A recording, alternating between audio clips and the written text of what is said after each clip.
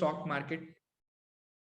तो let's get started. सो आज का दिन है 31 दिसंबर 2021। साल के आखिरी दिन के आखिरी घंटों में मैं आप सबके साथ जुड़ चुका हूं। आप सबका तहे दिल से शुक्रिया। किसी ने पैसा कमाया, किसी ने पैसे नहीं कमाए, किसी को अफसोस है, उसी के साथ हम एक नए साल में शुरुआत करेंगे। तो आज मैं मोटा मोटी या एक बार अपनी जो लर्निंग्स हैं उनको समेटूंगा। पिछले साल का क्या मार्केट रहा उसको एक थोड़ा सा हम लोग डीप डाइव करेंगे। उसके अलावा हम लोग कुछ ये भी डिस्कस करेंगे कि आने वाले समय पे क्या हो सकता है, उन सारी बातों को भी समझना इंपॉर्टेंट है। कल आपके लिए मैंने कुछ ड्राइंग्स बनाई थी, तो आपने देखा होगा कि everything has happened in the same which we have discussed. कल की बात भूल जाते हैं, नए दौर में निकलेंगे मिलकर नई कहानी। So we have to now get on boarded and get started for the new and the best thing which is the future. अगर आप सबको फ्यूचर में इंटरेस्ट है तो ही शेयर मार्केट में इंटरेस्ट और अच्छा होगा। देखिए, पास्ट को कोई बदल नहीं सकता। Profit loss has been the part of this journey. मैं बहुत बड़े बड़े इन्वेस्टर्स को सुनता हूँ, ट्रेडर्स को सुनता हूँ, किसी को ओवरनाइट सक्सेस नहीं मिला है। अगर आप अग्री करते हैं तो प्लीज कमेंट करके बताएं। आपने भी जर्नी शुरू की होगी, कभी आपने बहुत अच्छा पैसा कमाया होगा, कभी एक ही झटके में बहुत कुछ खो दिया होगा। लेकिन इसमें कुछ इंपॉर्टेंट बातें हैं जिसको हमें भूलना नहीं चाहिए। पहला, साइज ऑफ द कैंडल, जिसको हमने कल भी इंपॉर्टेंटली डिस्कस किया था। आज आप क्लियर कट देख सकते हैं। देखिए, आज जो निफ्टी था, आज वो मूड में था कि मैंने अब ये जो मेरा डिफेंसिव जोन है या फिर जो मेरा एक जिसको सो कॉल्ड बॉक्स जोन बोलते हैं, अब वो इस बॉक्स जोन से बाहर निकल गया है और अब मार्केट रैली करने के लिए तैयार है। तो कहने का तात्पर्य बहुत ही सरल है। शेयर मार्केट में आप देख सकते हैं, मैं यहाँ एक बॉक्स भी बना देता हूँ। हालांकि अभी ये जो कॉन्सेप्ट है इसको मैं बहुत ज्यादा अभी आपके साथ टाइम नहीं लेना चाहूंगा। रीजन है उसके लिए, क्योंकि मैं आपकी लाइफ में कोई भी सो कॉल्ड कंफ्यूजन नहीं क्रिएट करना चाहता हूँ। अगर आपको सहमत है तो प्लीज मुझे अग्री करके बताएं। आप देख सकते हैं ये मैं यहाँ पे बॉक्सेस ड्रॉ कर रहा हूँ। तो आप देख सकते हैं कि ये जो पूरा बॉक्स है ये कहीं ना कहीं हमें ये बता रहा है कि कैसे हम अब मार्केट में यहाँ से आगे बढ़ते हुए नजर आ सकते हैं। तो मैंने आपको पहले भी कहा था कि let's not only discuss levels, let's discuss learning. Learning cannot be done in one day. Learning cannot be done in 1 week. Learning is a continuous process. मैं एक बार क्लियर कर देता हूं आप सबको। तो you can clearly see the size of candle which is clear cut giving S the direction कि अभी वन वे तेजी दिखती है यहाँ से। लेकिन इसका मतलब ये भी नहीं है कि हमें स्टॉप लॉस नहीं लगाने चाहिए। इसका मतलब ये भी नहीं है कि हमें ब्लाइंडली खेलना चाहिए। इसका मतलब ये भी नहीं है कि मार्केट सस्ता है। सो तीन बातें हमने डिस्कस करनी है आज के सेशन में। ये पूरा साल का परफॉर्मेंस कैसा रहा, अगला साल क्या हो सकता है, और अभी अगले साल में क्या एक रिटेल इन्वेस्टर को चुनौतियां आती हुई नजर आएंगी। आप दोस्तों देख सकते हैं यहाँ पे जो पूरा शेयर बाजार है आपके सामने, इसका पूरा स्ट्रक्चर आपको दिख रहा होगा।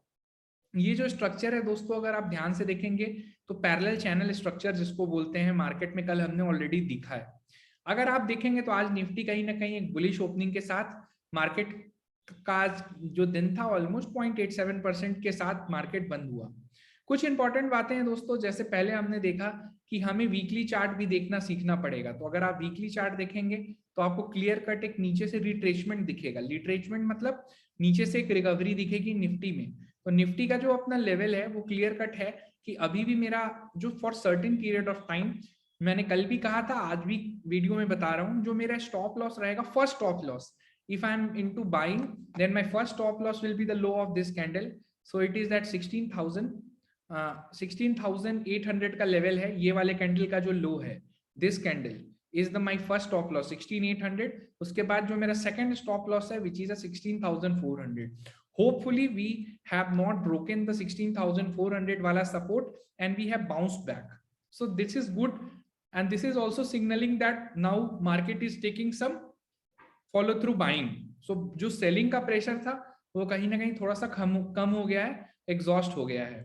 इसका मतलब ये भी नहीं है दोस्तों कि आज मार्केट बहुत सस्ता है। मैं आपको कुछ स्पेशल इंडिकेटर है जिसके बारे में ऑलरेडी हम डिस्कस करते रहते हैं, लेकिन आज मैं एक स्पेशल डिस्कशन करूंगा जिस इंडिकेटर को बोलते हैं रिलेटिव स्ट्रेंथ इंडेक्स। देखिए दोस्तों, रिलेटिव स्ट्रेंथ इंडेक्स आपने इसके बारे में पहले भी सुना होगा, बिल्कुल कोई नया इंडिकेटर नहीं है, लेकिन इसमें कुछ इंपॉर्टेंट बातें हैं जिसको आज मैं आपके सामने रखने की कोशिश करूंगा। रिलेटिव स्ट्रेंथ इंडेक्स में दोस्तों सबसे इंपॉर्टेंट चीज जो आपको करनी है वो ये समझना है कि बॉस रिलेटिव स्ट्रेंथ इंडेक्स में अभी क्या क्या यहाँ पे होने की संभावना है, इसको देखते हुए आपको क्या अभी एक्शन लेने पड़ेंगे सिर्फ एक इंडिकेटर को बेसिस पे। तो आज का जो टॉपिक है हमारा वो है first indicator which is relative strength index. उसको लगा के हम लोग देखने की कोशिश करेंगे कि उसके पॉइंट ऑफ व्यू से निफ्टी और बैंक निफ्टी में कौन सा अच्छा रिटर्न दे सकता है। दूसरी चीज हम लोग ये भी देखेंगे कि निफ्टी के लेवल्स कहां तक जाते हुए दिख सकते हैं, और तीसरी चीज ये भी देखेंगे कि शेयर बाजार में क्या इंपॉर्टेंस होता है इंडिकेटर्स का। कभी कभी ये होता है कि इंडिकेटर्स काम नहीं करते हैं, बट इंडिकेटर्स अगर आप लॉन्गर टर्म में देखें तो हमेशा एक पीरियोडिसिटी में चलते हैं, पीरियोडिक रेंज में चलते हैं। तो दोस्तों सबसे पहली बात, रिलेटिव स्ट्रेंथ इंडेक्स अगर आप बात करते हैं तो सिंपल सी बात है, एक स्ट्रेंथ कैलकुलेटर होता है किसी भी चैनल का, किसी भी इंडेक्स का और किसी भी चार्ट का। तो इंडेक्स का जो चार्ट का जो इंडिकेशन होता है वो हमें ये बतलाता है कि क्या मार्केट बुलिश है, क्या मार्केट बियरिश है। हर टाइप की चीजों को हम लोग रिलेटिव स्ट्रेंथ इंडेक्स के माध्यम से देखते हैं। इसके अलावा दोस्तों अगर आपको कोई भी सवाल हो तो आप हमसे पूछ सकते हैं। हमारी संख्या, हमारा जो चैनल है वो आपके लिए हर सवालों के जवाब के लिए तत्पर रहेगा। इसके अलावा दोस्तों कुछ जो विजिबिलिटी है वो आपको ये समझाने की मैं कोशिश कर रहा हूँ कि अभी जो निफ्टी का रिलेटिव स्ट्रेंथ इंडेक्स क्या है, और एक चीज और बताने की कोशिश करूंगा, इस रिलेटिव स्ट्रेंथ इंडेक्स का मार्केट के ऊपर खासकर इन लॉन्गर टर्म क्या इम्पैक्ट पड़ता हुआ नजर आ सकता है। तो जैसा कि आप सब जानते हैं कि इस साल मार्केट ने बहुत अच्छे रिटर्न्स दिए हैं, उसके ऊपर भी हम लोग कुछ डिस्कशन करेंगे आने वाले टाइम्स में, जिसमें हम लोग ये डिस्कस करेंगे बॉस कि मार्केट में और कौन से सेक्टर हैं जो आने वाले टाइम पे अच्छा रिटर्न दे सकते हैं। तो मैं इसका थोड़ा सा बस आपके लिए कलर चेंज कर दे रहा हूँ ताकि आपको विजिबल हो, क्लियर कट दिखे। तो मैंने इसका कलर कर दिया रेड।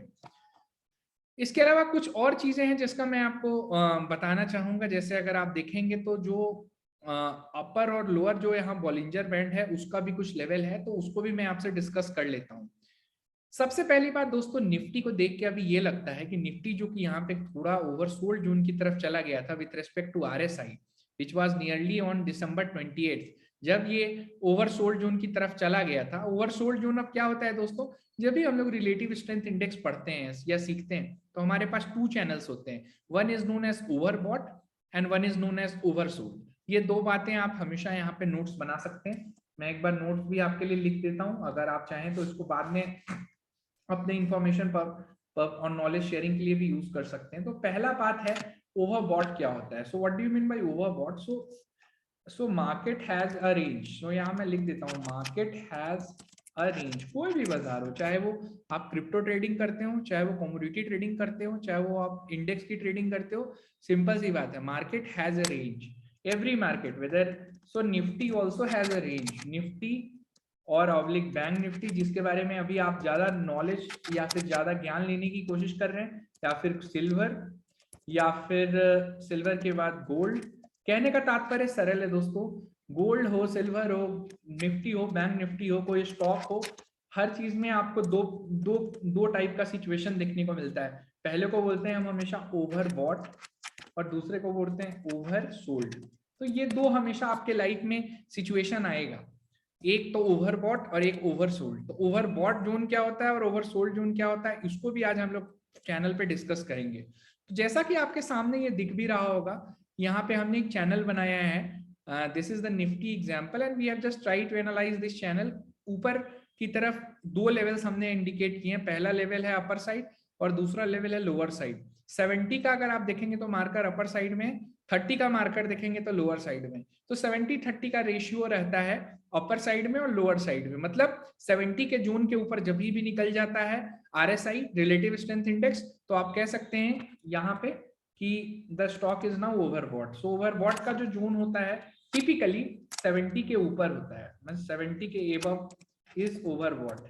सिंपल है, कोई कंफ्यूजन नहीं। अब ये 70 क्या है, 70 यहाँ पे जो कैलकुलेशन हो रहा है वो मूविंग एवरेज होता है। मतलब स्ट्रेंथ जो भी होता है ना किसी भी चार्ट का, वो उसके पीरियोडिसिटी के हिसाब से डिसाइड करते हैं। तो यहाँ पे जो हमारा स्टैंडर्ड जो मूविंग एवरेज होगा वो 14 दिन का लेते हैं। मतलब 14 दिन के हिसाब से हम लोग यहाँ जो स्टैंडर्ड वैल्यूज होते हैं RSI का, उसको कैलकुलेट करते हैं। तो पहला पॉइंट आप सबको समझ में आ गया होगा, रिलेटिव स्ट्रेंथ इंडेक्स होता क्या है उसको मैंने व्यक्त किया। दूसरा पॉइंट, रिलेटिव स्ट्रेंथ इंडेक्स का जो ओवरबॉट जोन होता है और जो रिलेटिव स्ट्रेंथ इंडेक्स का ओवरसोल्ड जोन होता है। अब ओवरसोल्ड जोन दोस्तों क्या होता है, सपोज RSI 30 के नीचे चला जाए, तो बिलो अगर चला जाता है 30 के, so this is known as oversold zone. अब ओवरबॉट जोन भी खतरनाक है और ओवरसोल्ड जोन भी खतरनाक है। सो यहाँ पे आपको फिर एक कॉमन सेंस लगाना है, like mister Warren Buffett is. So Warren Buffett ji क्या कहते हैं, जो who is also regarded to be the godfather of stock market, simple है, बाई इन ओवरसोल्ड जोन। आपको बाई कब करना है, जब कोई भी शेयर, कोई भी चीज ओवरसोल्ड हो जाए तब आपको बाई करना है। और आपको वॉरेन बफे के हिसाब से सेल कब करना है, इसका बिल्कुल उल्टा, सेल इन ओवरबॉट जोन।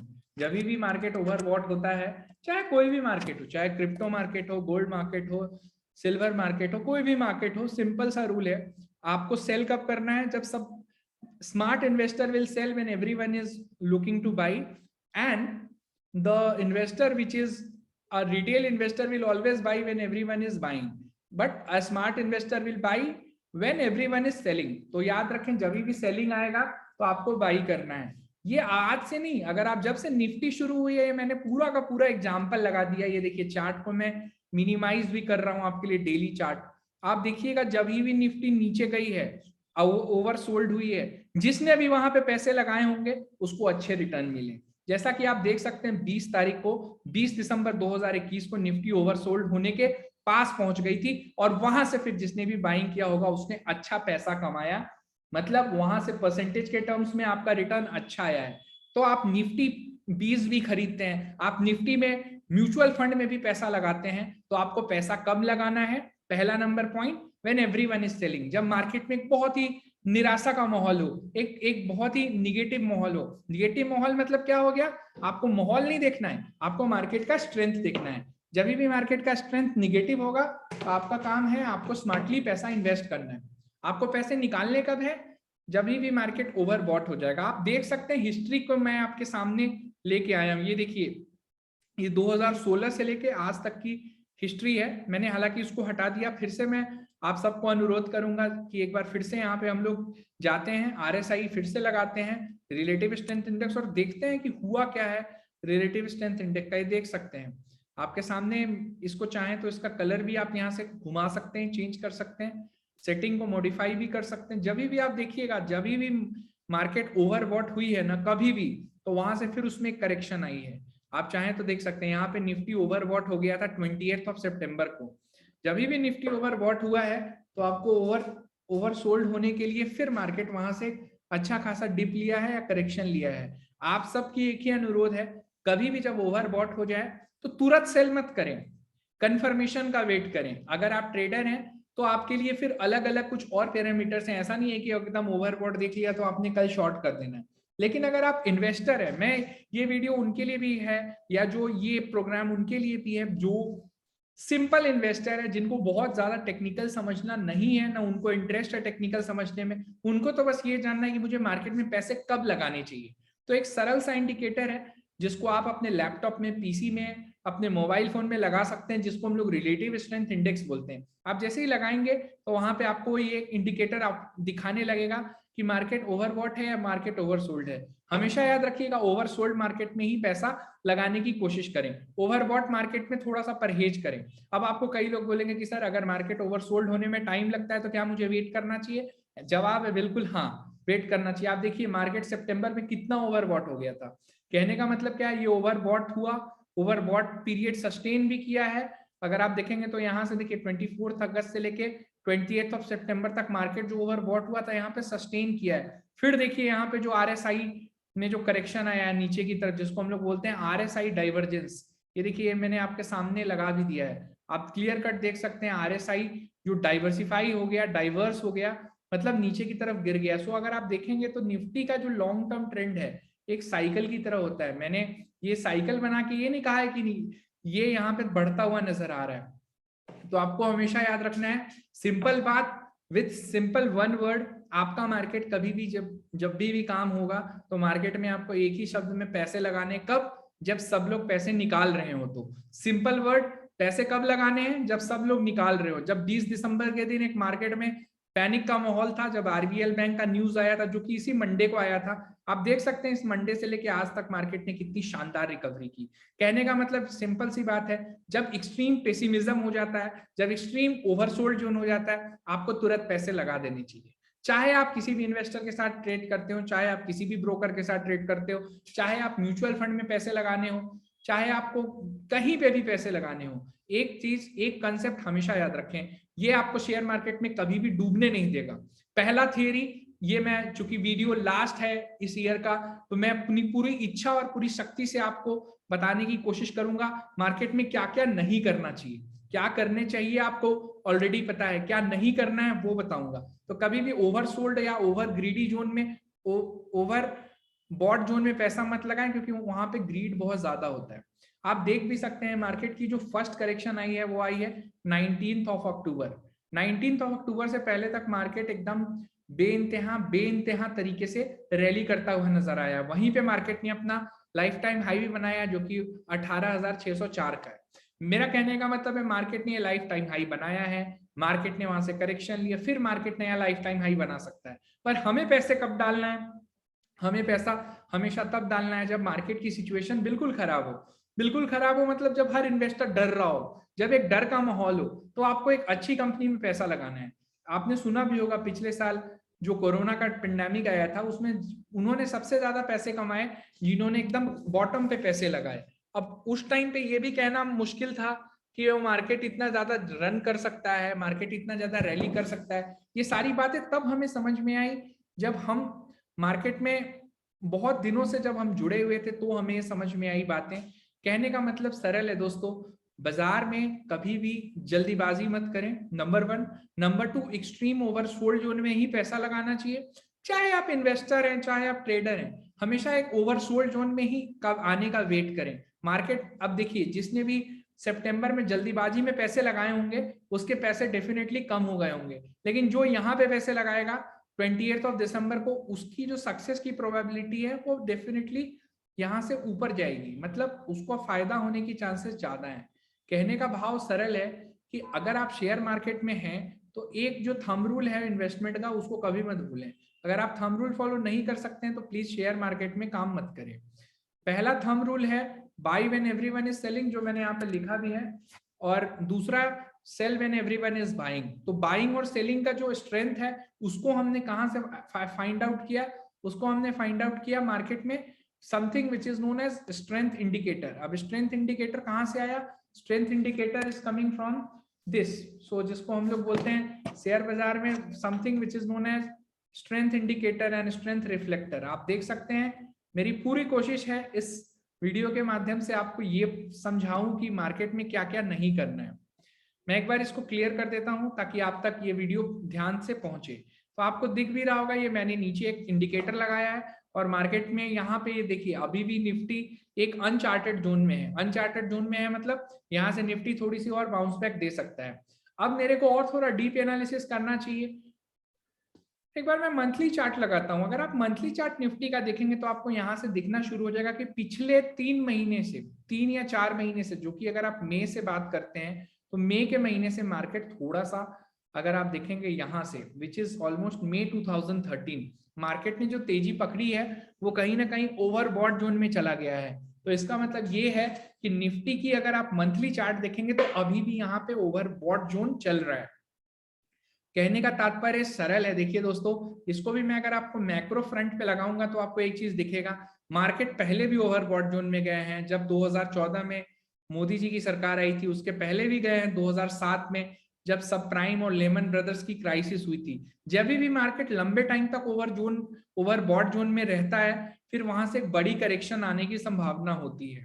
तो ऐसा मैं कह के आपको डरा बिल्कुल नहीं रहा हूं कि कल का कल ही मार्केट गिर सकता है, बट मेरी एक बात हमेशा याद रखें, अभी अगर आप निफ्टी में पैसा लगाना चाहते हैं तो इतना याद रखें, शायद अभी भी सही समय आया नहीं है। ऐसा मुझे इसके रिलेटिव स्ट्रेंथ इंडेक्स को देख के मालूम पड़ता है। ऐसा भी नहीं है कि मैं सिर्फ रिलेटिव स्ट्रेंथ इंडेक्स देख के मैं बैठ जाऊंगा, मैं आने वाले 5-6 महीने तक बिल्कुल काम नहीं करूंगा, मैं एकदम साइलेंट रहूंगा। नहीं, मुझे अपॉर्चुनिटीज खोजनी है, मुझे ब्लेसिंग इन डिस्गाइज ढूंढना है। ब्लेसिंग इन डिस्गाइज मतलब मुझे कुछ ऐसे स्टॉक्स ढूंढने होंगे, मुझे कुछ ऐसे बिजनेसेस ढूंढने होंगे जो कि अभी भी काफी ओवर सोल्ड हो गए हैं। मुझे इतना पता है मार्केट में अभी भी इस टाइम पे भी मुझे इतना पता है अभी भी बहुत सारे शेयर्स हैं, बहुत सारे कंपनीज हैं जो ओवरसोल्ड या एकदम बिल्कुल हाईली डिप्रेस जोन में चल रहे हैं। तो आपको वैसी कंपनीज में पैसा लगाना चाहिए इररिस्पेक्टिव कि आपको तुरंत रिटर्न मिले या नहीं मिले। अगर आप बहुत जल्दीबाजी करते हैं, अगर आप बहुत जल्दी अमीर बनने का प्रयास करते हैं, अगर आप उसकी चेष्टा करते हैं, तो हो सकता है कि आपके लिए अगला साल अच्छा ना जाए। शेयर बाजार के ज्यादा अपडेट्स के लिए आप मुझ तक पर्सनली पहुंच सकते हैं, मैं अपना ईमेल आईडी भी आपको नीचे लिख दूंगा। कहने का तात्पर्य दोस्तों क्लियर है। पहली बात, बिल्कुल बुरा ना माने, शेयर मार्केट हमेशा रिटर्न देता है, लेकिन एक लंबे पीरियड ऑफ टाइम में। आप जैसा देख भी सकते हैं, मैंने एकदम लंबा फ्रेम लगाया है निफ्टी का, जब से निफ्टी शुरू हुई है। आप देख सकते हैं, अगर आप 1991 के बाद से बात करें, यहां से, जो कि मैं 1996 से ले लेता हूं, जब निफ्टी की ट्रेडिंग शुरू हुई थी इलेक्ट्रॉनिक फॉर्म में, आप देख सकते हैं पहली बार निफ्टी ओवरबॉट जोन में कब गया था, 2000 में गया था। और अगर आप ये डेट देखेंगे, 1 फरवरी 2000 को एक क्राइसिस आई थी पूरी दुनिया में, जिसको हमने डॉट कॉम बबल के नाम से जाना था। डॉट कॉम बबल आई और निफ्टी यहां से बेइंतहा गिरा, और गिर गिर के मतलब अगर आप लेवल्स की बात करें तो निफ्टी 1818 से गिर के आ गया था 800 पे। मतलब ऑलमोस्ट अगर आप बात करें तो 50% करेक्शन था निफ्टी में, एक साल के अंदर 50% करेक्शन था। और मैं ऐसा बिल्कुल नहीं आपको कह के ये साल अंत करना चाहूंगा कि मार्केट अगले साल इतना गिर सकता है, नहीं गिर सकता, वो बात की बात है। लेकिन अभी भी हमारा जो जोन है, जो बाइंग जोन है, वो आपको इतना तो समझ में आ ही गया होगा इतनी देर की एनालिसिस में, कि अभी भी हम एक कंफर्टेबली एक एक्सपेंसिव मार्केट में ट्रेड कर रहे हैं। अब ये एक्सपेंसिव क्यों है, उसके भी कुछ रीजन है, उसके ऊपर हम सेपरेट वीडियो और एक सेपरेट डिस्कशन करेंगे। कहने का मतलब क्या है, हम एक बहुत लंबे टाइम ड्यूरेशन का एनालिसिस कर रहे हैं। मेरी आप सबसे गुजारिश है, अगर आप ट्रेडिंग में अपना करियर बनाना चाहते हैं, अगर आप ट्रेडर बनना चाहते हैं, अगर आप ट्रेडिंग में कुछ भी काम करना चाहते हैं, एक चीज हमेशा याद रखें, कभी भी बड़ा रिस्क लेने से पहले हिस्ट्री को हमेशा उठा के देखें, क्योंकि हिस्ट्री हमेशा खुद को रिपीट करती है शेयर बाजार में। अगर आप सब अग्री करते हैं तो कम से कम प्लीज कमेंट करके बताएं। अगर आपको मेरी बात कोई भी गलत लग रही है तो प्लीज वो भी आप हमें बताएं। आपको क्या लगता है कि जो पुष्कर ने बोला वो बात कितनी सही है, कितनी गलत है, आप मुझे प्लीज कमेंट करके बता सकते हैं। आई will be more than thankful.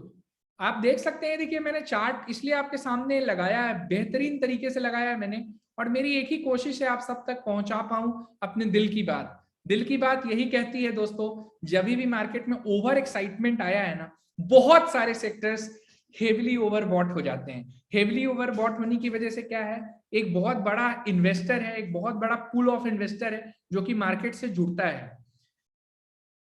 देखिए सर, मैं आप सबको एक ही बात कहूंगा, ये वीडियो मैंने सिर्फ दिल से बनाने की कोशिश की है। मेरा कोई भी तात्पर्य आप सबको घबराना या डराना नहीं है।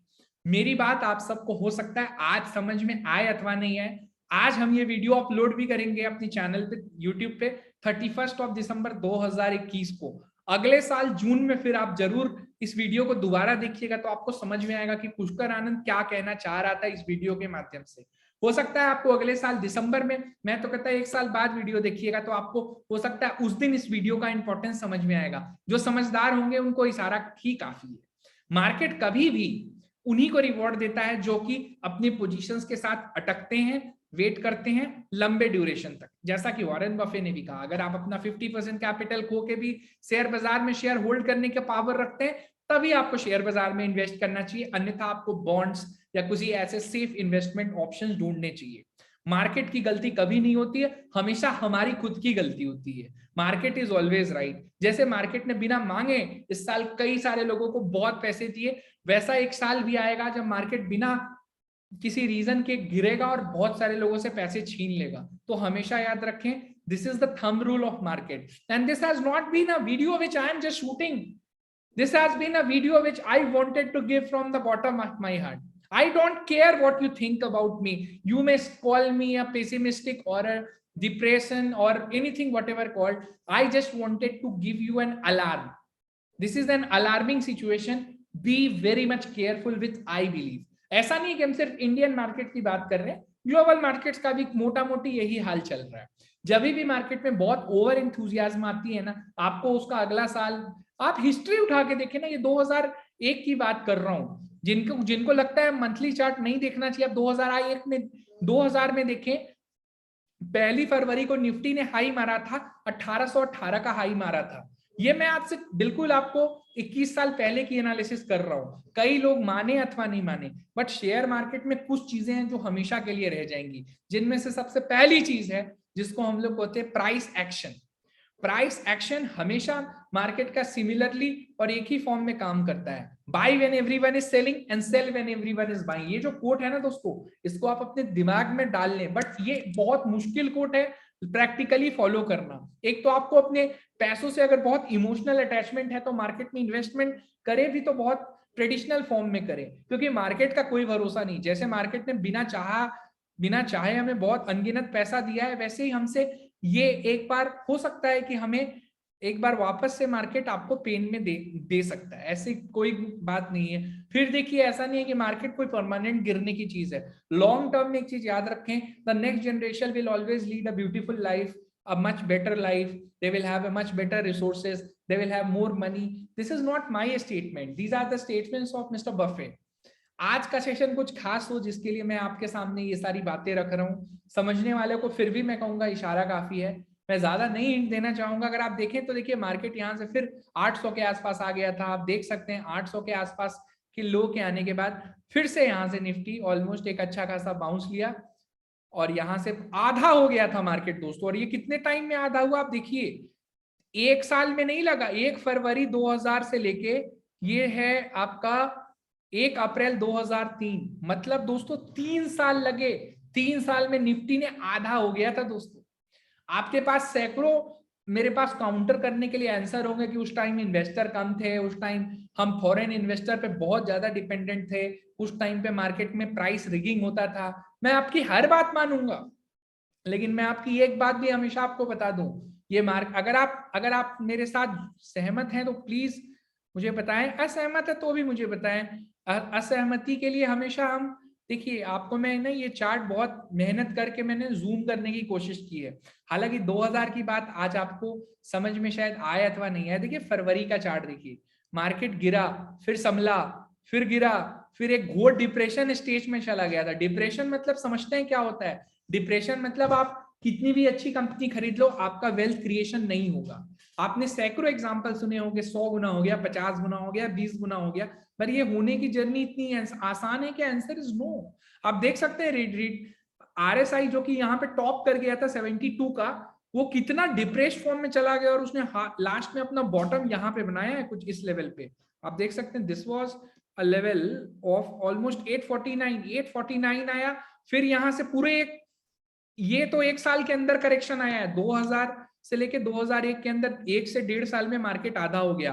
फिर देखिए यहाँ से सितंबर 2001 से लेके अप्रैल 2003 तक, ये भी 1.5 साल मार्केट बिल्कुल रेंज बाउंड रहा है। मतलब अगर आप देखें तो किसी भी इन्वेस्टर का जो पैसा है 2000 से लेके अप्रैल 2003 तक बिल्कुल नहीं बना है। फिर मार्केट में आई जिसको कहते हैं सब प्राइम क्राइसिस का जमाना आया। उससे पहले पूरे वर्ल्ड मार्केट में बहुत जबरदस्त बूम आई। इस बूम के टाइम आप देख सकते हैं शेयर बाजार ने अपने सारे पुराने रिकॉर्डों को तोड़ दिया। मतलब जो इन्वेस्टर यहाँ पे एंट्री किया होगा 2003 में, तब से लेके, और अगर आप देखेंगे 2008 की शुरुआत, 8 के मध्य में या 8 की शुरुआत जो कि जनवरी में हुई थी, तब तक अगर आप दोस्तों ध्यान से देखोगे तो मार्केट ने अपनी गति और अपनी दिशा को 900 से दोस्तों यहाँ पे ले जाके ऑलमोस्ट 6000 हो गया। कहने का मतलब अपने बॉटम से भी देख लें तो मार्केट यहाँ से ऑलमोस्ट 900 से 7 गुना हो गया शेयर बाजार। ये मैं सिर्फ निफ्टी 50 की बात कर रहा हूं एज ए इंडेक्स। जो इंडेक्स यहाँ पे 2001 में 800 का हाई लो लगाता है, वही इंडेक्स 2001 में जो 800 का लो बनाता है, वही इंडेक्स 2008 में यहाँ से 8 गुना बढ़ जाता है। मोटा मोटी 7 गुना बढ़ना एक साल में, 6 साल में बहुत बड़ी बात है। 6 साल में 7 गुना क्या, लेकिन ये जर्नी इजी थी? Answer is no. जिसने भी यहाँ पे बाई किया होगा उसको कितनी डिप्रेशन झेलनी पड़ी होगी यहाँ तक। ये वीडियो मैं उनके लिए भी बनाना चाह रहा हूँ जिनको लगता है मार्केट एक पैसा कमाने की मशीन है, नोट छापने की मशीन है, कभी भी पैसा डालो और कभी भी निकाल लो। ऐसा सिर्फ थियरीज में, ऐसा सिर्फ आपने ड्रीम में सुना होगा, ऐसा कभी रियलिटी नहीं होता है। मुझे पता है आप सबको ये बात चुभ सकती है, लेकिन सच्चाई है ये। अभी भी हम एक बहुत बड़े ज्वालामुखी के ऊपर बैठ रहे हैं। ये मेरी एक वार्निंग हो सकती है, आपको समझ में आना है तो अच्छा है, नहीं है तो मैंने क्या बोला, आप एक साल बाद बात करेंगे, आज से अगले साल का जब हम न्यू ईयर मनाने वाले होंगे 2023 का, अगर हम रहे तो जरूर आप इस वीडियो को देखिएगा। इसका मैं लिंक भी शेयर कर दूंगा। आपको मैं बताने की क्या कोशिश कर रहा हूँ, now the real challenge of investment and investing will start.